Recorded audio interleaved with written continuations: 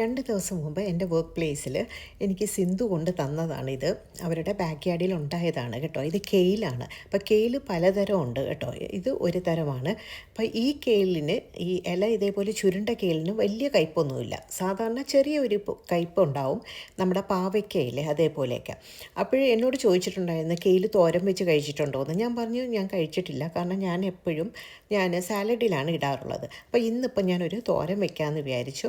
അങ്ങനെ ഞാൻ അതിനെ നന്നായിട്ട് അരിഞ്ഞു. അപ്പോൾ കെയിലിൻ്റെ ഗുണങ്ങൾ എല്ലാവർക്കും അറിയാം. ഇത് വളരെ പോഷക സമൃദ്ധമായ ഒരു ലീഫി ഗ്രീൻ വെജിറ്റബിളാണ് കേട്ടോ.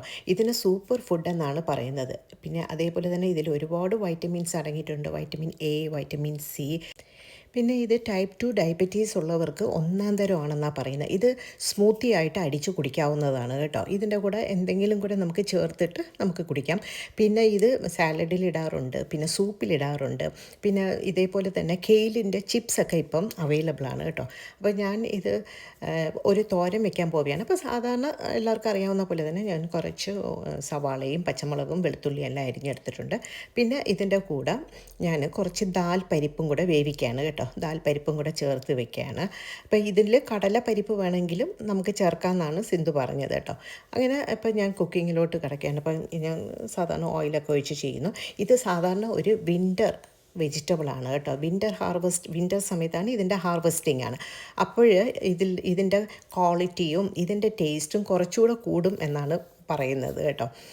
കാരണം വിൻ്ററിലും കുറേ നാൾ ഇതിങ്ങനെ തന്നെ നിൽക്കും. കാര്യം അതിൻ്റെ ലീഫ് കുറച്ചിങ്ങനെ തിക്കാണ്, അതുകൊണ്ടാണ് കേട്ടോ.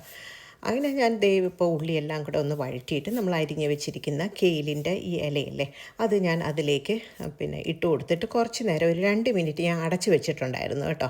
അപ്പോഴത്തേക്കും തന്നെ അത് അങ്ങ് അതിൻ്റെ ആവി അടിക്കുമ്പോഴത്തേക്കും അതെല്ലാം കൂടെ നന്നായിട്ട് അങ്ങ് വാടി വന്നിട്ടുണ്ട് കേട്ടോ. പിന്നെ നമ്മൾ പ്രത്യേകം ശ്രദ്ധിക്കണം, അതിൻ്റെ ഗ്രീൻ കളർ പോകാതെ തന്നെ നമുക്ക് എടുക്കാൻ ശ്രമിക്കണം കേട്ടോ. അപ്പോൾ അതൊന്ന് വാടി വന്നതിന് ശേഷം അതിലേക്ക് വേവിച്ച് വെച്ചിരിക്കുന്ന ഞാൻ ദാലിൻ്റെ പരിപ്പാണ് ഇട്ട് കൊടുത്തിരിക്കുന്നത് കേട്ടോ.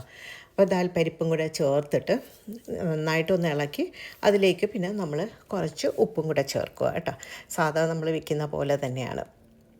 എന്നിട്ട് അതിലേക്ക് നമ്മൾ തോരൻ്റെ അരപ്പില്ലേ, തേങ്ങയും ജീരകവും പിന്നെ വെളുത്തുള്ളി, പച്ചമുളക്, കറിവേപ്പില ഇതെല്ലാം കൂടെ അരച്ച് അതിലേക്ക് ഇട്ടിട്ട് കുറച്ച് നേരം ഒരു 2 മിനിറ്റ് അതിൻ്റെ അരപ്പിൻ്റെ പച്ച പോകാൻ വേണ്ടി അടച്ച് വെച്ചിട്ട് നമുക്ക് എടുക്കാവുന്നതാണ്. സൂപ്പറായിരുന്നു കേട്ടോ.